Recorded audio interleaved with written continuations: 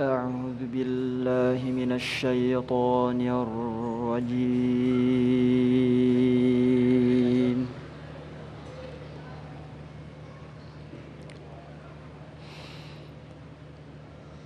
بسم الله الرحمن الرحيم.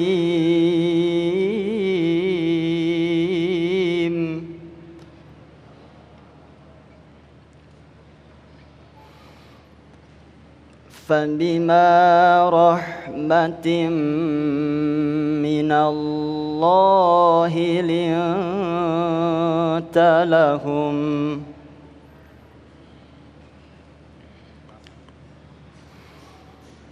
ولو كنت فظا غليظ القلب لانفضوا من حولك فاعف عنهم واستغفر لهم وشاورهم في الأمر فإذا عزمت فتوكل على الله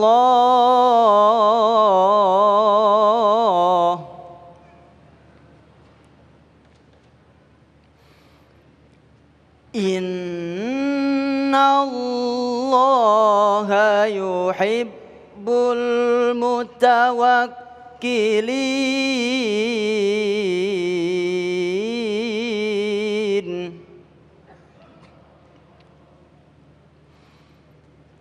إن ينصركم الله فلا غالب لكم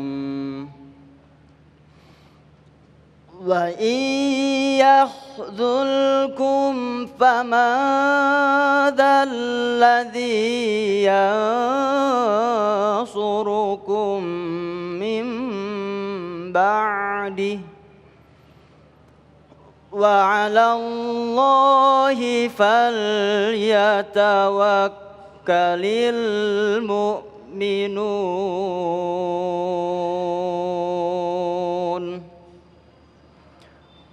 صدق الله العظيم.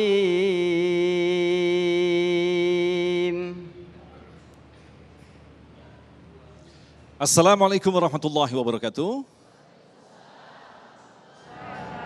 Alhamdulillahirabbil alamin. Allahumma shalli ala sayyidina Muhammad wa ala ali sayyidina Muhammad. Alhamdulillah kita kembali dipertemukan dalam perjalanan kita Majelis Ilmu Damai Indonesiaku spesial bulan suci Ramadan yang kali ini untuk kesekian kalinya kita hadir secara live dari Masjid Al Muslimun Bantar Jati Bogor. Luar biasa sekali hari ini saya menyaksikan pemandangan yang luar biasa. Masjid yang mulia ini dipenuhi oleh para jemaah baik bapak dan ibu di lantai bawah, di lantai atas. Masya Allah. Masih semangat Bapak Ibu? Insya Allah inilah bukti orang-orang calon penghuni surga. Masya Allah. Bayangkan saja, pukul 2 siang di saat kita tinggi-tingginya rasa haus dan lapar ternyata tidak menyurutkan sama sekali langkah kita untuk menuju tempat yang kita cintai ini. Baik, sambil menantikan guru kita nanti Ustadz Jumaharuddin LC akan segera hadir. Kita akan hadirkan juga sebuah tema yang sangat menarik sekali berkaitan dengan perdamaian dan kehancuran berawal dari akhlak. Tentunya masih bersama kami Syekh Muhammad Jaber dan insya Allah nanti Ustadz Jumaharuddin LC yang tentu saja masih bersama Damai Indonesiaku yang dipersembahkan oleh Sarung Wadimor, tentu sarung kita. Selamat mengikuti. Silakan saya. Bismillahirrahmanirrahim. Assalamualaikum warahmatullahi wabarakatuh.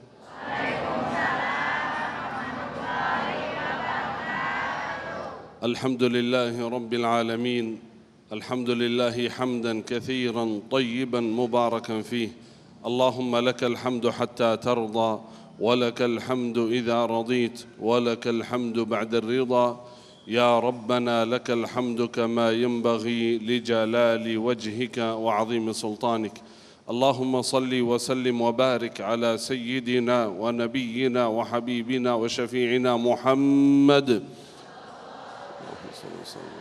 صلى الله وسلم وبارك عليه وعلى آله وصحبه أجمعين. أما بعد, Bapak Ibu hadirin hadirat, pemirsa Damai Indonesiaku TV One dimanapun berada, semoga ya Rabb selalu dalam keadaan sihat wal afiat dan dalam lindungan Allah Subhanahu wa taala. Amin ya rabbal alamin.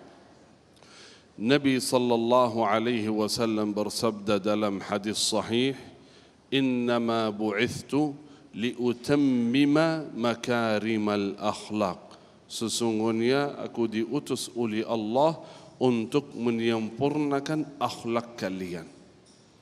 Berarti akhlak itu sangat penting dalam agama. Akhlak itu artinya menjaga hablum minan nas. Sering kita dengar hablum minallah wa hablun minan nas. Hablum minallah itu adab dan akhlak terhadap Allah. Hablum minan nas, akhlak dan beradab sesama manusia.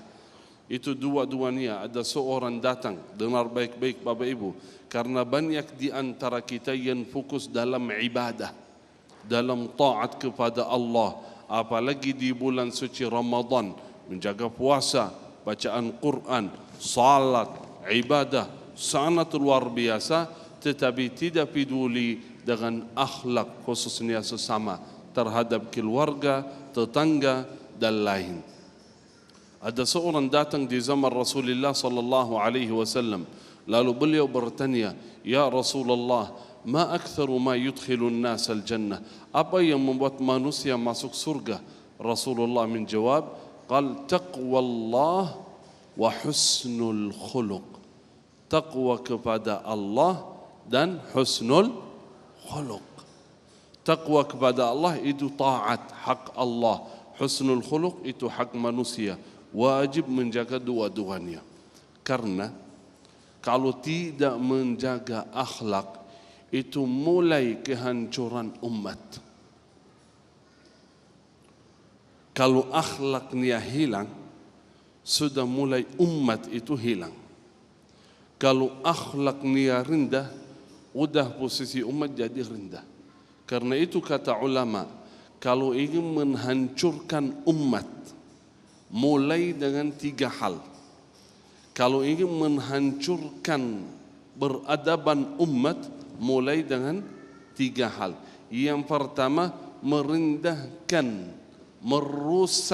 merusak keluarga-keluarga. Mulai dari orang tua, merendahkan posisi orang tua. Jadi anak tidak begitu menghormati, menghargai orang tua. Itu mulai dari mana? Mohon maaf, sumbernya dari media. Anak-anak jadi tidak begitu menghormati, menghargai orang tua. Itu mulai merusak akhlak. Berarti kalau kita merusak posisi orang tua, itu mulai merusak akhlak umat. Mulai menghancurkan umat. Yang kedua, rusaklah kurikulum pendidikan. Karena anak-anak itu generasi mulai dari pendidikan, di madrasah, di sekolah. Kalau kurikulum diganti, diubah, ya itu merusak akhlak anak-anak.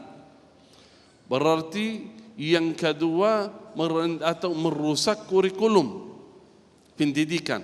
Yang ketiga, meremehkan, merendahkan posisi guru. Al-muallim, guru yang selalu mengajarkan kebaikan kepada anak-anak dan generasi.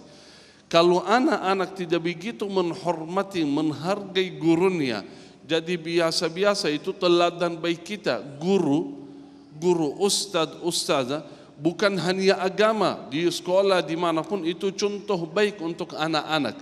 Kalau merusak kehormatan, merendahkan nilai guru, itu mulai merusak akhlak umat.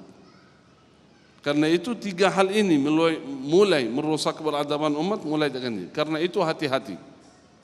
Ada beberapa poin, beberapa sifat, Bapak Ibu, hati-hati. Usahakan hindari dari sifat-sifat itu. Kalau punya sifat itu berarti kita sendiri sudah mulai hancur. di sisi Allah Subhanahu wa taala. Saya baca ayat yang menjelaskan sifat-sifat itu bagi seorang beriman. Allah Subhanahu wa taala berfirman dalam Al-Qur'an di suratul Hujurat, A'udzu billahi minasy syaithanir rajim. Bismillahirrahmanirrahim. Ya ayyuhalladzina amanu لا يسخر قوم من قوم عسى أن يكونوا خيرا منهم ولا نساء من نساء عسى أن يكن خيرا منهن ولا تلمزوا أنفسكم ولا تنابزوا بالألقاب بئس الاسم الفسوق بعد الإيمان ومن لم يتب فأولئك هم الظالمون يا أيها الذين آمنوا اجتنبوا كثيرا من الظن إن بعض الظن إثم ولا تجسسوا ولا يغتب بعضكم بعضا أيحب أحدكم أن يأكل لحم أخيه ميتا فكرهتموه واتقوا الله إن الله تواب رحيم صدق الله العظيم. Saya minta tolong Bapak Ibu pemirsa, karena waktunya singkat tidak bisa menjelaskan secara detail, nanti tolong baca ayat itu di suratul Hujurat ayat 10, 11 dan 12. Belajarilah panggilan Allah bagi seorang beriman. Ya ayyuhalladzina amanu, hai orang beriman, la yaskhar qaumun min qaumin asa an yakunu khairan minhum. Yang pertama, kalau Anda orang beriman, dengar baik-baik. Jangan menolak-olak orang lain. Jangan menolak-olak kelompok lain. Jangan merasa kita lebih baik.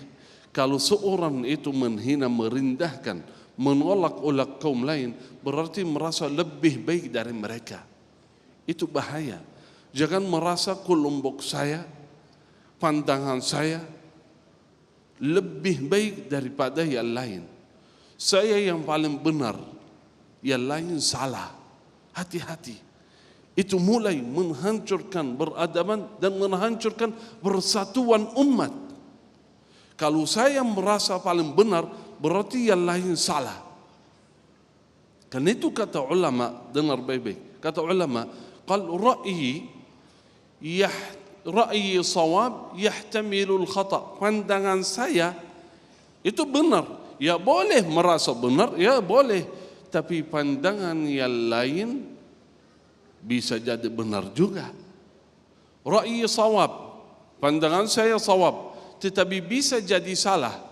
Pandangan orang lain salah, tapi bisa jadi benar.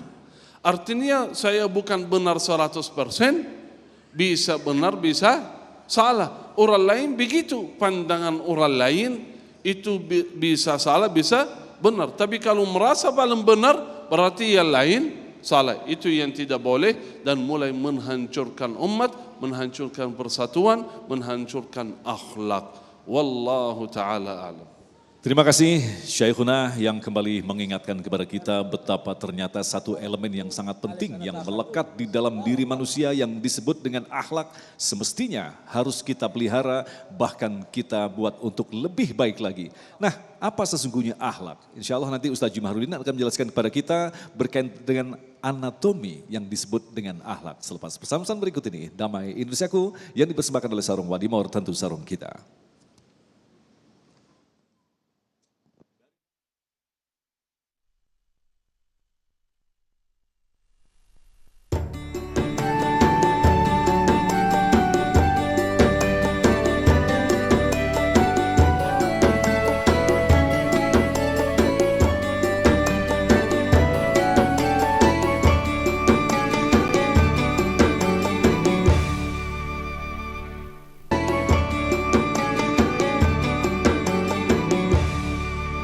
kasih pemirsa, Anda masih bersama kami Damain Saku yang mengangkat tema yang sangat menarik sekali berkaitan dengan akhlak. Dalam segmentasi berikut ini Ustadz Jumharudin akan mengajak kita untuk kembali memahami basic secara dasar apa sesungguhnya yang disebut dengan akhlak. Mengapa kehadiran Rasulullah adalah salah satunya untuk menyempurnakan akhlak. Silakan. Yai.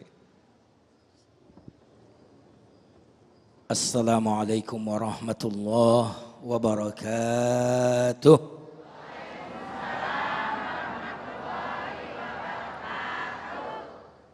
Alhamdulillahi ala ihsanih wa syukru lahu ala taufiqihi wa amtinanih. Allahumma salli wa sallim wa barik ala nabiyyina Muhammadin sallallahu alaihi wasallam wa ala alihi wa ashabihi wa man sara ala nahjihi bi ihsanin ila yaumiddin, amma ba'd. Yang sama-sama kita hormati guru kita semuanya, Syekh Muhammad Jabir Hafizahullah, semoga Allah senantiasa menjaga beliau. Host kita Mas Agung, para jamaah Masjid Al-Muslimun, para pengurus yang saya tidak sebutkan satu persatu, kaum muslimin dan muslimat, pemirsa TV One dimanapun Anda berada. Kenapa Nabi diutus untuk akhlak?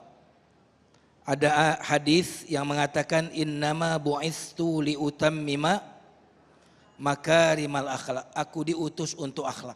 Itu hadis. Tapi ada ayat yang menarik, diutus ternyata bukan untuk akhlak. Wa ma arsalnaka illa rahmatan lil alamin.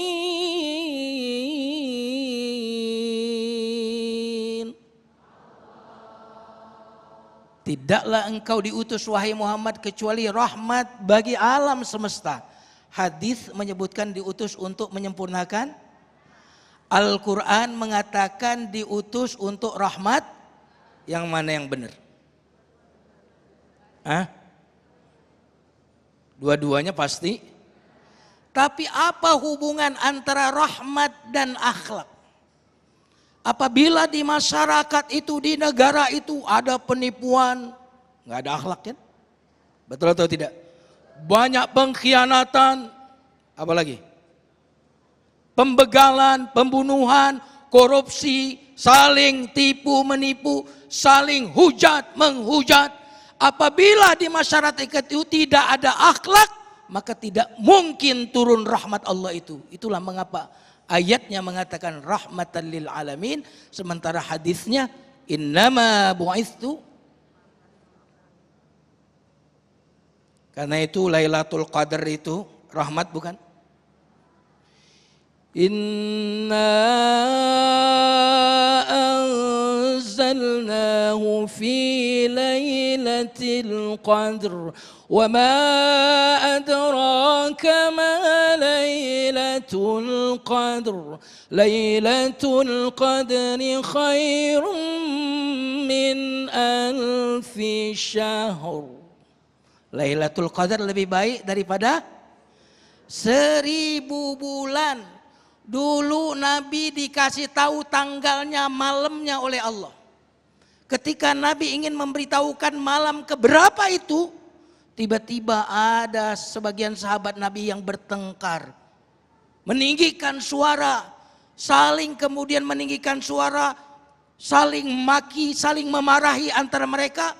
Lalu Nabi SAW bersabda, aku sebenarnya diberitahu tadi oleh Allah malam keberapa Lailatul Qadar itu, tapi ternyata aku dibuat lupa gara-gara pertengkaran kalian. Betul apa betul? Rumah tangga mestinya rahmat, tapi karena nggak ada akhlak menjadi laknat. Negeri yang kaya ini, yang penuh dengan berbagai macam sumber daya alam, tidak lagi menjadi rahmat ketika tiada akhlak. Tiada akhlak, tiada rahmat. Jamaah sekalian yang dimuliakan Allah Subhanahu wa taala. Tadi Mas Agung mengatakan apa sih anatomi akhlak? Anatomi akhlak itu ada dua, ada yang tidak tampak dan ada yang nampak. Ada akar, ada buah. Apa akarnya? Iman. Itu anatomi yang pertama. Adapun buahnya adalah bentuknya seluruh yang keluar dari tubuh kita, perkataan yang baik. Ya kan? Bahkan apa lagi? Senyuman. Betul, senyum itu akhlak bukan? Tabassumuka fi wajhi akhika sedekah.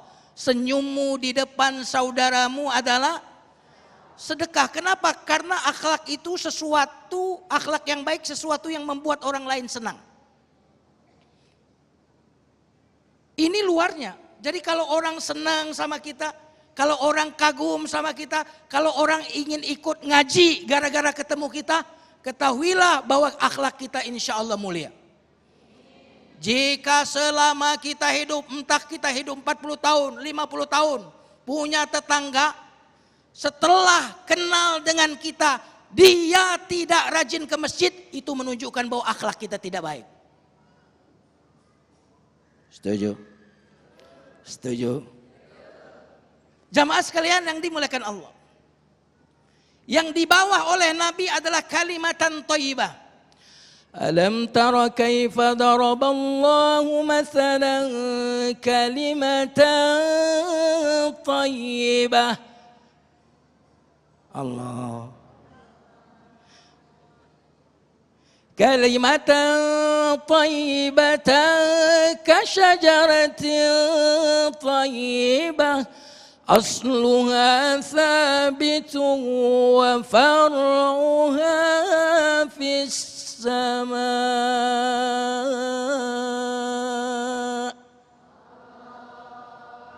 Tidakkah engkau memperhatikan bagaimana Allah memberikan perumpamaan kalimatan thayyibah, yang dibawa oleh Nabi itu kalimatan la ilaha illallah, itu yang dibawa.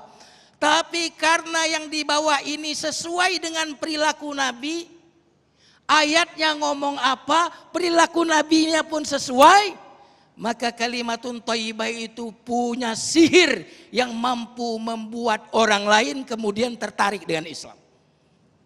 Orang tidak akan pernah mau rajin ke masjid gara-gara sholat kita, tidak.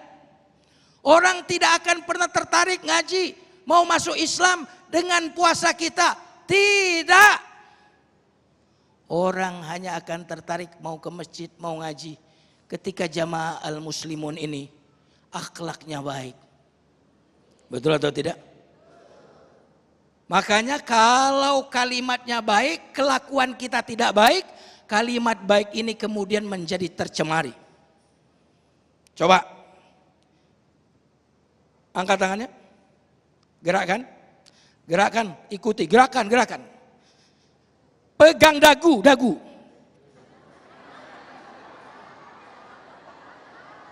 Ya. Dagu mana? Kenapa megangnya jidat? Sekali lagi, angkat tangannya. Gerakan, gerakan. Lebih cepat, lebih cepat. Pegang jidat. Kenapa kok tadi saya suruh pegang dagu, pegangnya jidat? Karena ustadznya kelakuannya tidak sesuai dengan ucapannya. Akhlaknya tidak sesuai. Betul apa betul? Tapi ketika satu kata yang diucapkan, tidak usah perlu banyak kata. Satu kata yang diucapkan tapi kelakuan kita sesuai dengan yang kita kan, itu yang akan merubah dunia. Makanya di dalam surat Al-Ahzab Allah berfirman, Bismillahirrahmanirrahim. Laqad kana lakum fi rasulillahi uswatun hasanah.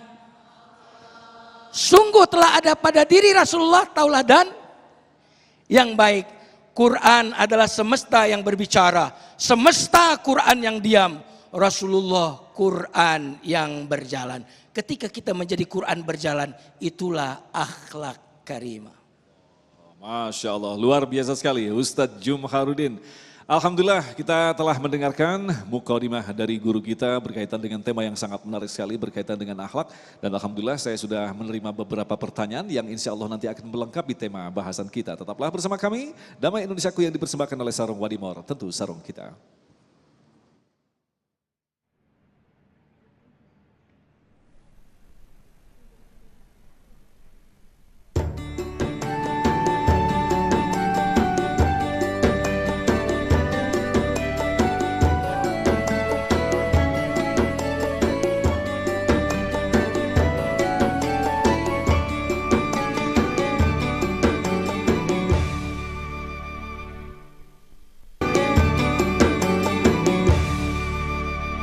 Pemirsa, Anda masih bersama kami Damai Indonesiaku spesial bulan suci Ramadan yang mengangkat tema yang sangat spesial tentu saja berkaitan dengan akhlak. Karena memang inilah yang lagi kita garap untuk selama bulan suci Ramadan.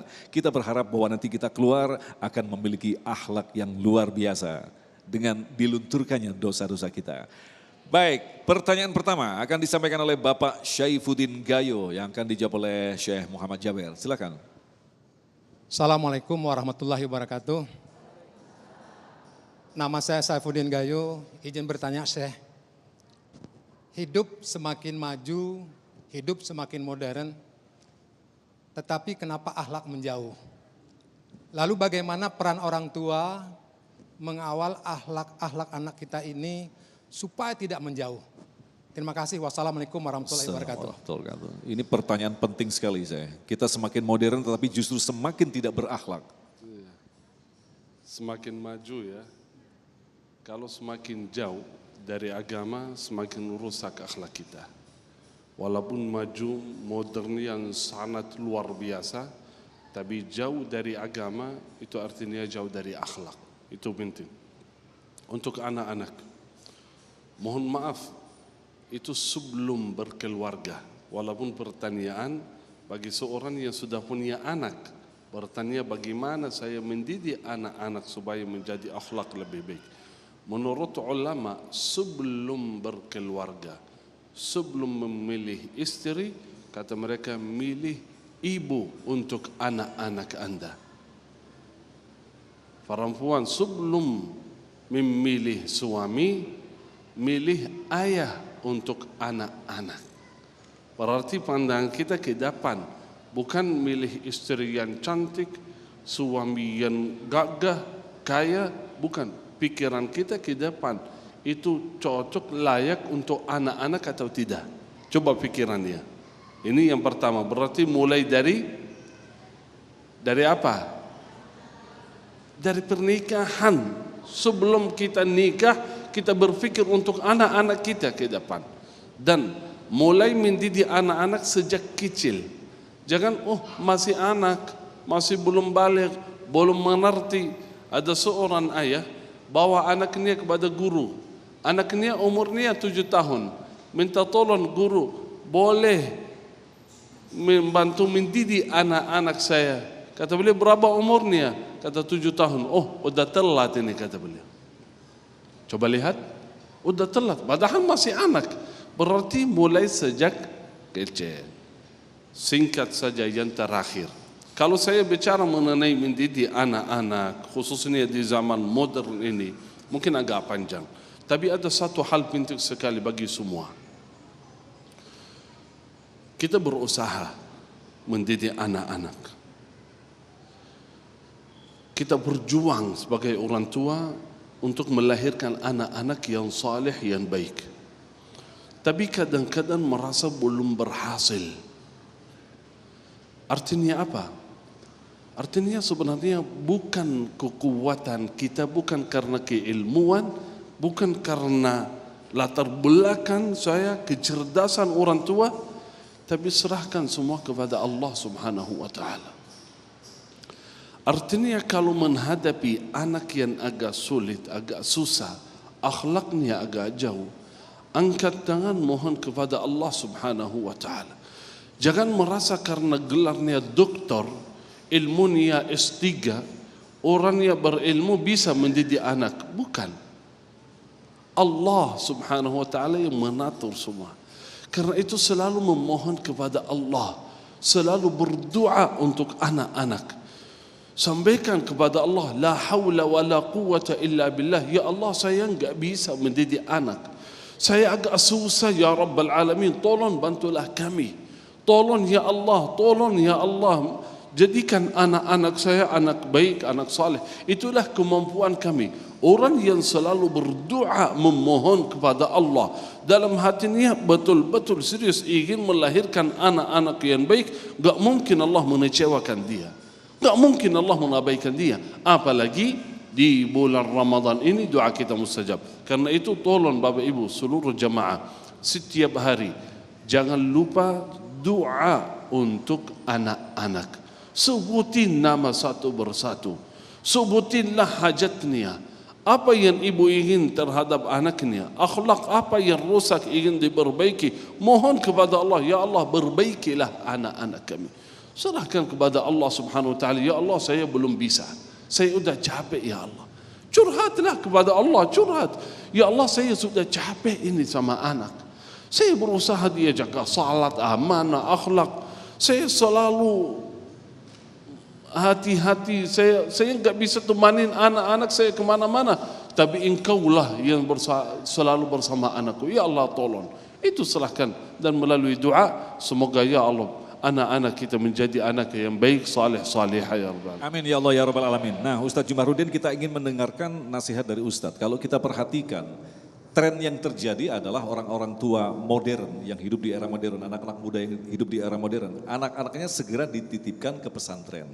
Dan mereka merasa ya sudah selesai. Padahal yang paling penting ketika anak ini selesai dari pesantren, kembali ke rumah, bukankah kembali bahwa orang tua, bapak dan ibunya adalah seorang guru. Tetapi sayangnya kebanyakan kedua orang tuanya ini tidak pernah nyantri. Nah artinya akan terus terjadi konflik di dalam rumah tangga itu. Bagaimana ini? Kiai? Baik, ya luar biasa pertanyaannya Mas Agung. Ketika orang tua, ayah ibu, bukan cuma sekedar sebagai ayah, tapi sebagai sahabat, sebagai guru, itu bisa diciptakan di dalam keluarga. Maka pendidikan yang paling ideal itu adalah dalam keluarga. Itu.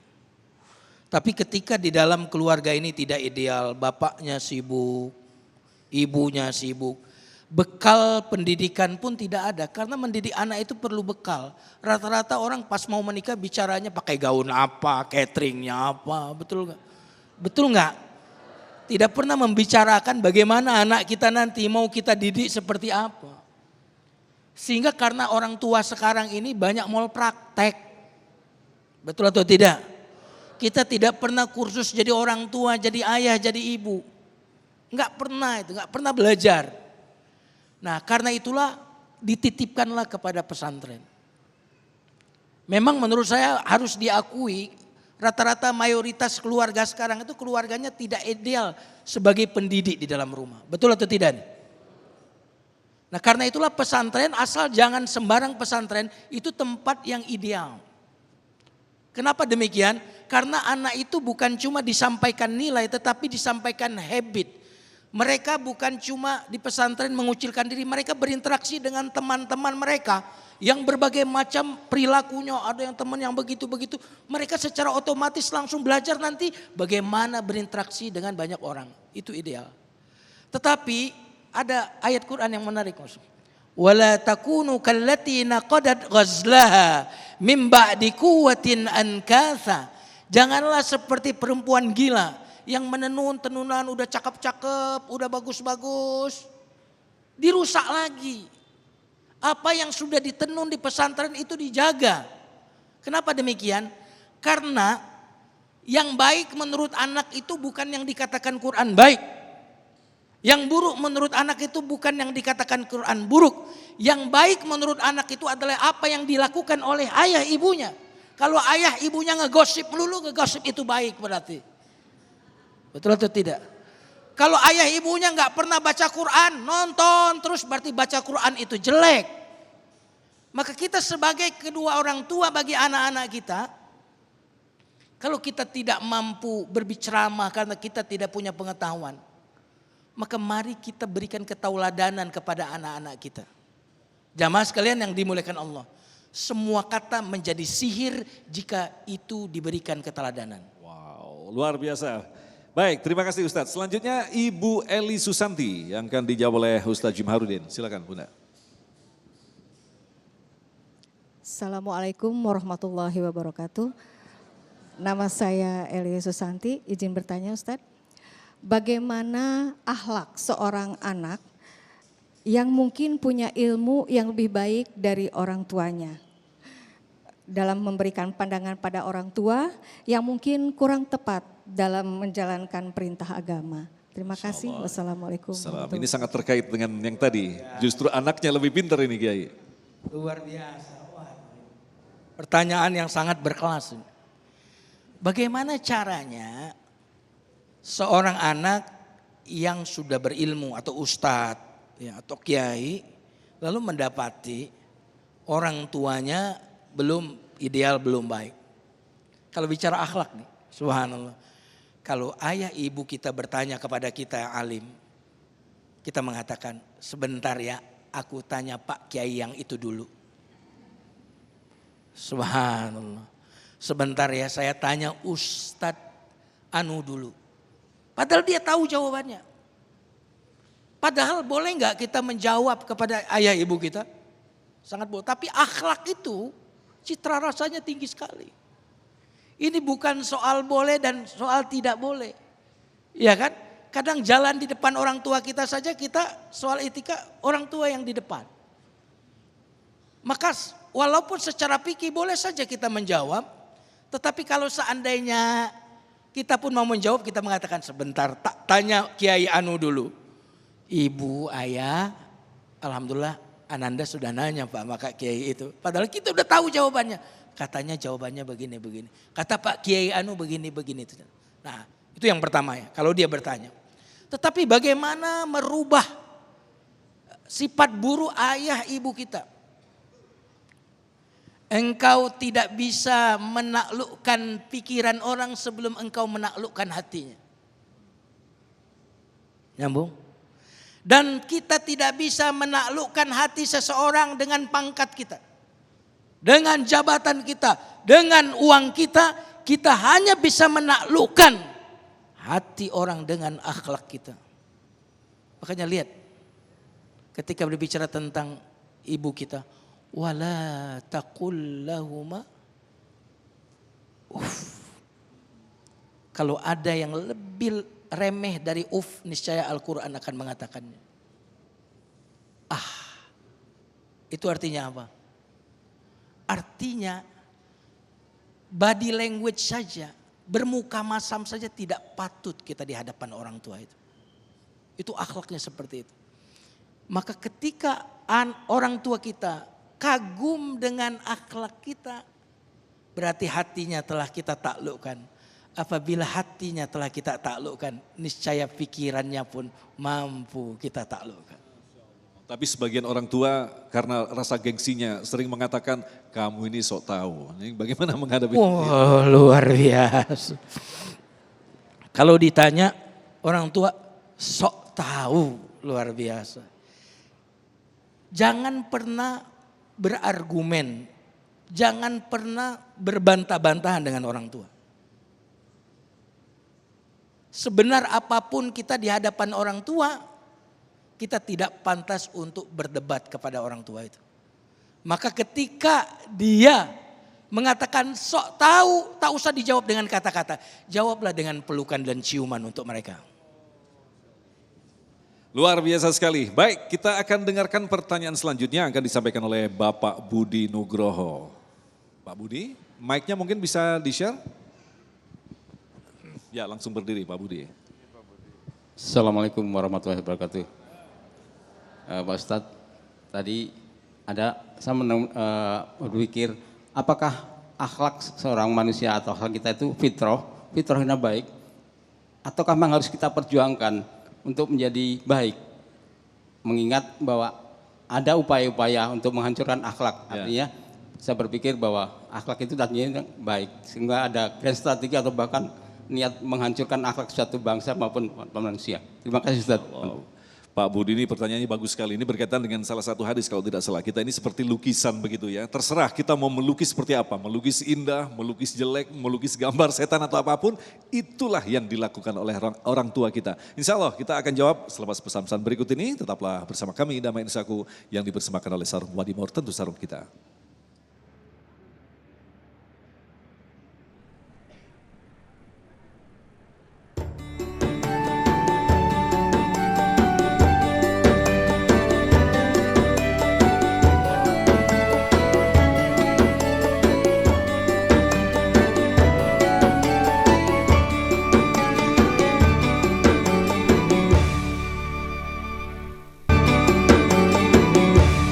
Baik, kita kembali bersama Damai Insaku yang mengangkat tema tentang akhlak. Kita akan dengarkan jawaban dari Syekh Muhammad berkaitan dari Pak Budi tadi, bahwa apakah akhlak ini memang bersifat fitrah yang bisa kita lukis terserah kita, atau seperti apa penjelasannya Syekhuna? Alhamdulillah. Akhlak itu ada dua. Ada satu yang fitrah, anugerah Allah Subhanahu wa taala kepada seseorang. Sebagaimana ada hadis seorang sahabat yang memiliki dua sifat yang istimewa. Nabi SAW ketika bertemu seorang itu, kata Rasulullah, fika sifatain yuhibbuhum Allah wa rasuluh. Anda memiliki dua sifat akhlak yang dicintai oleh Allah dan dicintai oleh Rasulullah. Al-hilmu wal-anah. Langsung beliau bertanya, ya Rasulullah, dua sifat itu, apakah itu anugerah Allah langsung dari saya atau karena saya yang mencari perjuangan saya? Kata Rasulullah, la hiya minallah, itu anugerah Allah. Berarti banyak di antara kita yang diberikan anugerah Allah, dia berakhlak. Orangnya ramah, orangnya baik, selalu senyum. Ya, ada orang yang ketika ketemu langsung begini. Ya, itu beda-beda. Dan yang kedua, bukan arti itu fitrah itu dari Allah, artinya udah saya begini. Enggak, wajib dianjurkan untuk memperbaiki akhlak kita. Ya, marah terus, udah saya begini. Enggak, dianjurkan la taghdab, jangan marah, jangan marah, dianjurkan. Ya, saya begini suka mengolok-olok orang, saya begini, udah saya karakter saya begini, enggak boleh. Itu musibah, itu dosa. Harus berbaiki.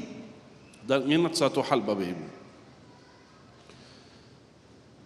makin akhlak kita baik, insya Allah makin dekat dengan Rasulullah sallallahu alaihi wasallam di hari kiamat. Makin akhlaknya buruk, makin jauh dari Rasulullah sallallahu alaihi wasallam. Walaupun seorang itu ibadahnya luar biasa, karena Nabi sallallahu alaihi wasallam bersabda, aqrabukum minni majlisan yaumal qiyamah ahasinukum akhlaqa. Yang paling dekat penduduknya bersamaku di hari kiamat adalah yang paling baik akhlaknya, bukan yang paling baik ibadahnya, bukan yang paling baik puasanya atau qiyamul lail, tetapi yang paling baik akhlaknya. Karena itu kalau masih kurang, usaha perbaiki terus akhlak kita. Dan saya minta karena pesan dari Ustaz itu luar biasa, saya boleh kasih bagian yang kedua jawaban dari Ustaz ini. Silakan untuk melengkapi Ustaz Jumal. Subhanallah. Terima kasih Syekh Muhammad. Sebagaimana yang beliau sampaikan, memang ada akhlak yang sifatnya wahbi, laisa kasbi. Anugerah, bukan karena usaha, tapi itu sangat minimal, tidak menjadi mayoritas. Rata-rata akhlak itu adalah kasbi, hasil latihan.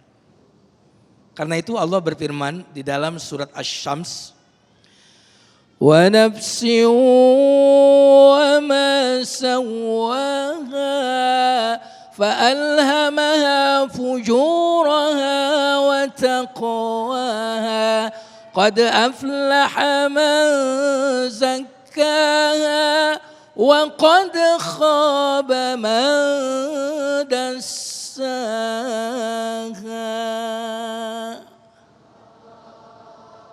Manusia itu diberitahu yang baik itu baik. Manusia tahu kalau itu baik. Manusia itu tahu kalau dia itu buruk. Itu fitrah kalau tahu. Tahu kebaikan itu nggak hebat karena itu bawaan orang. Tetapi bagaimana menjadi orang baik bukan tahu baik. Betul nggak? Bu, tahu nggak uang 1 triliun? Tahu nggak? Tahu.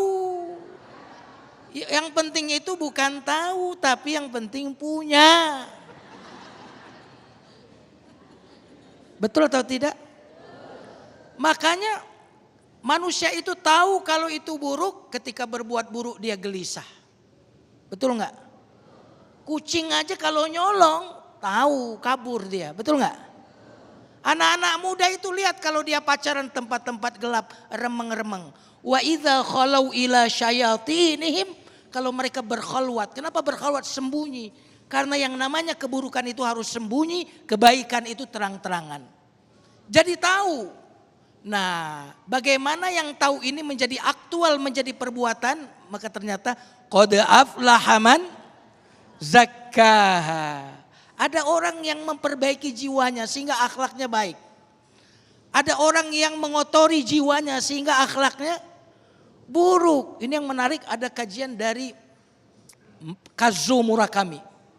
Dalam bukunya The Divine Message of DNA. Saya pikir Mas Agung yang sudah merekomendasinya ke saya waktu itu.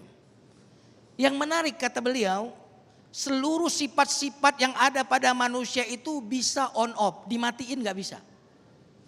On off. Kayak kita saklar lampu itu kan bisa on, bisa kita off. Di dalam diri kita ini terdapat sifat-sifat baik dan sifat-sifat buruk. Ada semua tuh. Kita ini cinta duit, ada nggak? Nah. Terus kita ini ada nggak sifat ingin dengki, ada nggak? Ada semua. Tetapi alhamdulillah kita offin. Makanya wa na'udzubillahi min syururi anfusina wa min sayyiati a'ma. Aku berlindung, itu Nabi itu yang mengatakan, aku berlindung dari keburukan jiwa.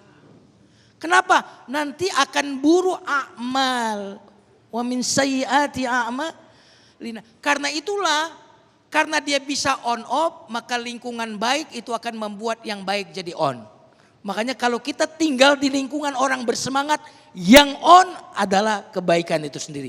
Tapi ketika yang bacaan kita, tontonan kita, lingkungan kita buruk, maka yang akan on adalah kemalasan, sesuatu yang sia-sia. Itu Mas Agung. Jadi intinya kita ini diberikan pilihan oleh Allah, begitu Kiai ya, dengan modal yang disebut dengan fitrah tadi, begitu. Baik, kita akan lanjutkan lagi pertanyaan selanjutnya dari Ibu Sri Yuniati. Bismillahirrahmanirrahim. Terima kasih Ustaz. Izin bertanya. Enggak bisa. Izin bertanya Ustaz. Mana yang lebih kita prioritaskan, mencari ilmu atau berakhlak yang baik? Sekian, terima kasih. Ada partinya di situ ya, silakan Ustaz. Luar biasa, ini pertanyaan luar biasa. Di dalam Al-Quran, ketika Nabi Ibrahim yang berdoa, itu Nabi Ibrahim mendahulukan ilmu baru akhlak. Tapi ketika pembicaraan itu datang dari Allah, yang didahulukan adalah akhlak baru ilmu. Coba perhatikan ayat di mana ini doa Nabi Ibrahim. Rabbana wa ba'ats fihim rasulan minhum yatlu alaihim ayatika. Ya Allah, utuslah di tengah-tengah mereka rasul yang membacakan ayat-ayatmu. Yang menarik. Wa yu'allimuhumul kitab, ilmu. Wa yuzakkihim, tazkiyah, akhlak. Subhanallah. Ketika redaksinya dari ucapan Nabi Ibrahim yang didulukan apa? Ilmu baru akhlak. Tapi dalam ayat yang lain ketika dari Allah yang didulukan adalah akhlak. Kama arsalna fikum rasulam minkum yatlu alaikum ayatina wa yuzakkikum, tazkiyah, akhlak. Baru wa yuallimukumul kitab, baru ilmu. Kalau demikian, apa yang paling utama? Jawabannya adalah akhlak. Logikanya kenapa? Ilmu itu cahaya. Cahaya itu tidak akan pernah diberikan kepada hati yang kotor. Maka jika anak kita memiliki akhlak yang mulia, itu soal waktu saja, niscaya cahaya yang bernama ilmu itu akan mendatanginya. Maka akhlak ada menyiapkan wadah sebelum diisi dan dihiasi dengan cahaya-cahaya Allah Subhanahu wa taala. Nah, Ustadz Syekh Muhammad mungkin bisa melengkapi. Kita ada doa yang selalu diajarkan agar kita konsisten. Ya muqallibal qulub, tsabit qalbi ala dinik. Artinya, apakah bisa kita pahami bahwa manusia di setiap saat itu justru ada dalam kondisi gelisah seperti tadi, unsur DNA, on off. Lantas bagaimana yang dimaksud dengan kita dekat dengan Allah akan menemukan ketenangan? Jadi ada semacam makna yang kontradiktif di sini, Syekh Muhammad. Itu bukan hanya akhlak, itu dua-duanya ibadah dan akhlak. Hak Allah dan hak manusia. Bagaimana supaya kita konsisten, selalu menjadi orang baik. Selalu menjadi orang baik dalam ibadah maupun dalam muamalah. Dua-duanya, dalam ilmu dan dalam adab dan akhlak. Itu tergantung lingkungan, salah satunya. Dekatilah dengan orang baik, dekatilah dengan orang saleh, insya Allah selalu dalam keadaan baik, selalu konsisten, istiqamah. Karena itu apa yang mendorong kita on off seperti yang tadi Ustaz sampaikan, on off. Apa yang memotivasi kita supaya on selalu baik, akhlak yang buruk selalu off? Bukan karena kita saja, karena dekat dengan orang baik, orang saleh seperti majelis ini di Damai Indonesiaku ini. Ini seluruh jemaah beradab, akhlak maupun yang nonton sekarang. Yang nonton fokus ya, beradab, berakhlak dalam keadaan iman, dalam keadaan baik. Kenapa? Karena lingkungannya baik. Karena itu jangan, kalau ingin selalu dalam keadaan baik, dekatilah dengan orang baik. Baru saya pulang kemarin dari Makassar, ada seorang muallaf baru 2 hari masuk ke Islam. Minta pesan dari saya bilang kalau ingin istiqamah, 2. Satu doa yang tadi disampaikan Ustaz Agun, ini sangat luar biasa. Ya muqallibal qulub, thabbit qalbi ala dinik. Ya Allah yang membulak balikan hati. Mohon kepada Allah, minta kepada Allah. La haula wa la quwata illa billah. Seperti yang tadi saya jawab. Susah mendidik anak. Susah menjadi anak-anak kita salat ibadah, apalagi berakhlak, apalagi dalam lingkungan yang agak susah. Minta kepada Allah Subhanahu wa taala melalui doa. Ya muqallibal qulub, thabbit qalbi ala dinik. Ya Allah yang membulak balikkan hati, teguhkan hatiku atas agamamu. Ini yang pertama. Yang kedua, selalu dekat dengan orang baik, orang saleh. Selalu usahakan jangan jauh dari orang baik, orang saleh. Kalau jauh itu langsung dihadiri, diawasi oleh syaitan. Nauzubillahi min dzalik.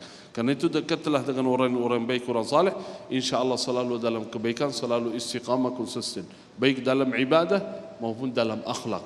Kalau la tas'al 'anil mar'i was'al 'an qarinihi.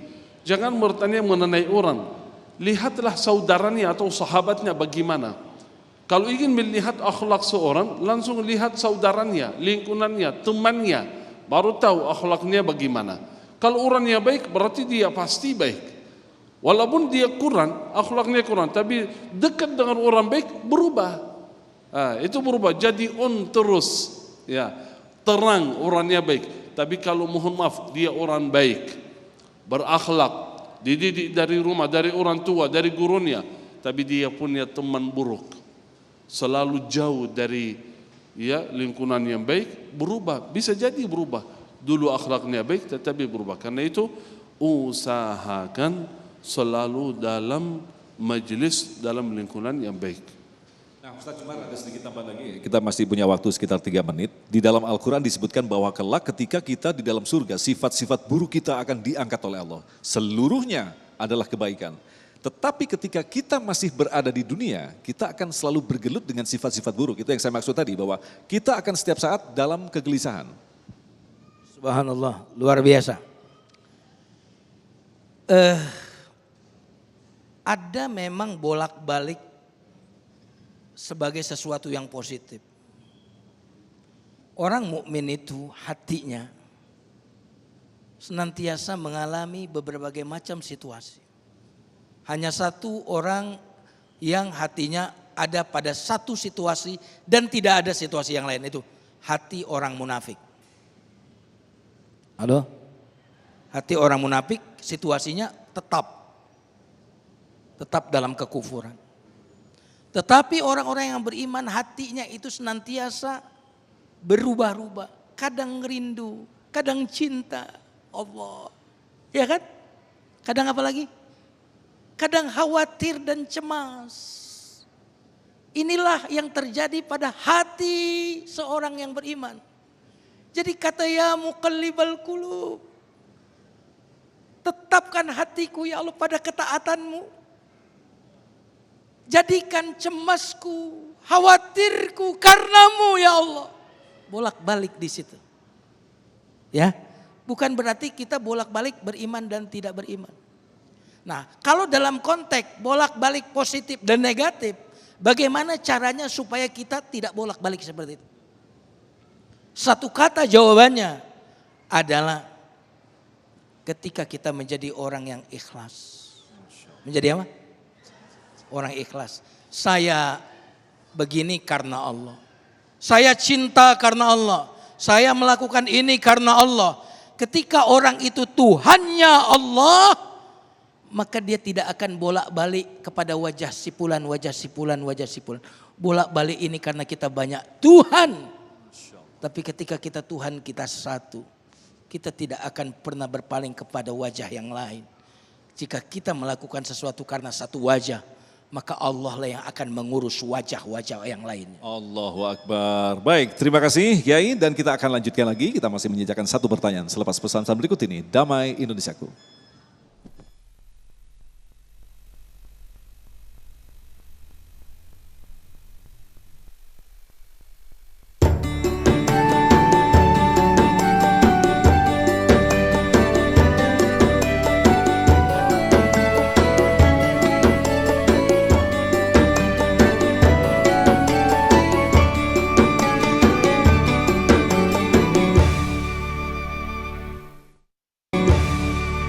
Baik, terima kasih. Kita masih bersama kami Damai Saku. Sekali lagi saya mohon maaf atas beberapa pertanyaan yang belum terjawab karena memang waktunya sangat singkat. Tapi kita akan dengarkan summary atau kesimpulan dari masing-masing guru kita. Kita awali dari Syekh Muhammad Jaber. Silakan. Bismillahirrahmanirrahim. Kemuliaan umat itu mulai dari akhlak. Kemuliaan keluarga itu mulai dari akhlak. Kemuliaan seseorang itu mulai dari akhlak. Kehancuran umat mulai dari hancur akhlaknya. Kehancuran keluarga itu mulai dari kehancuran akhlaknya. Karena itu jagalah akhlak. Ya. Kalau akhlak tanpa ibadah, atau mohon maaf kalau orang apalagi di bulan suci Ramadan ini, orang yang beribadah sangat luar biasa tapi akhlaknya tidak baik. Ucapannya, perilakunya, perbuatannya kurang baik, itu sia-sia ibadahnya. Sebagaimana hadis Rasulullah sallallahu alaihi wasallam, "Man lam yada' qaul az-zur wal 'amal bih." Siapa yang tidak bisa meninggalkan kata-kata kasar, ucapan yang tidak baik, haram, perbuatan yang tidak baik, falaysa lillahi haja an yada'a ta'amahu wa syarab. Allah tidak membutuhkan dia meninggalkan makan atau minum. Berarti intinya akhlak. Itu puasa untuk mendidik akhlak kita, merubah akhlak kita menjadi lebih baik. Dan ingat pesan terakhir, semakin akhlak kita baik, semakin dekat dengan Rasulullah sallallahu alaihi wasallam di hari kiamat. Baik, terima kasih. Silakan Kiai Jumharudin. Jamaah sekalian yang dimuliakan Allah Subhanahu wa taala, tidak ada orang yang akan taat kepada Allah melalui kita karena salat kita, karena ibadah kita. Bahkan karena puasa kita. Orang-orang itu akan mengenal Allah, cenderung kepada Islam karena akhlak kita. Orang bisa tetap berobat ke dokter walaupun dokter itu akhlaknya nggak bagus. Betul nggak? Orang akan tetap dokter datang kepada insinyur walaupun insinyurnya itu akhlaknya nggak bagus. Tapi orang tidak akan mengambil kebaikan dari kita jika kita tidak ada akhlak. Ingat, kita ini nggak ada gunanya kalau nggak ada akhlak. Harta kita nggak akan ada gunanya kalau kita tidak memiliki akhlak. Jabatan kita tidak akan ada manfaatnya ketika kita tidak punya akhlak. Akhlak inilah membuat segala yang kita punya menjadi penuh kemanfaatan. Masya Allah. Baik, terima kasih Ustadz Jumarudin, Syekh Muhammad Jabir yang telah memberikan nasihat yang sangat luar biasa sekali.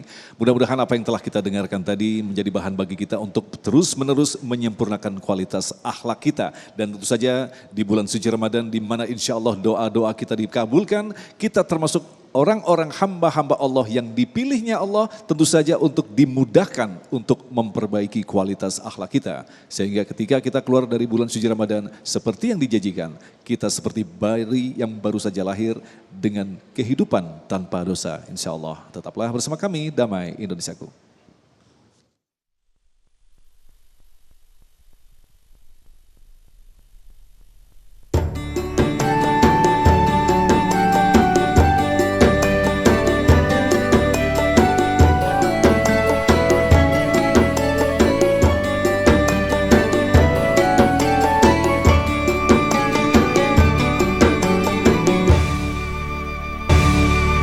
Demikian pemirsa Damai Indonesiaku spesial bulan suci Ramadan untuk episode kali ini, dan insya Allah besok di Kamis 6 April kami akan hadir dari Masjid Darut Taqwa Krukut Limo Depok bersama Ustadz Asmar Lambo dan Habib Muhammad Syahab dengan mengangkat tema Al-Quran adalah aturan hidup manusia. Agung Izul Haq dan kerabat kerja yang bertugas serta pendukung acara ini Sarung Wadimor tentu sarung kita mengucapkan terima kasih atas perhatian Anda. Sampai jumpa besok. Assalamualaikum warahmatullahi wabarakatuh. الحمد لله رب العالمين اللهم صل على سيدنا محمد وعلى آله وصحبه أجمعين اللهم اهدنا لأحسن الأخلاق لا يهدي لأحسنها إلا أنت واصرف عنا سيئها لا يصرف عنا سيئها إلا أنت اللهم آت نفوسنا تقواها زكها أنت خير من زكاها أنت وليها ومولاها اللهم اعتق رقابنا من النار اللهم اعتق رقابنا ورقاب والدينا وأهلنا وأبنائنا من النار ربنا آتنا في الدنيا حسنة وفي الآخرة حسنة وقنا عذاب النار ربنا تقبل منا إنك أنت السميع العليم وتب علينا إنك أنت التواب الرحيم وصل اللهم وبارك على سيدنا ونبينا محمد وعلى آله وصحبه أجمعين.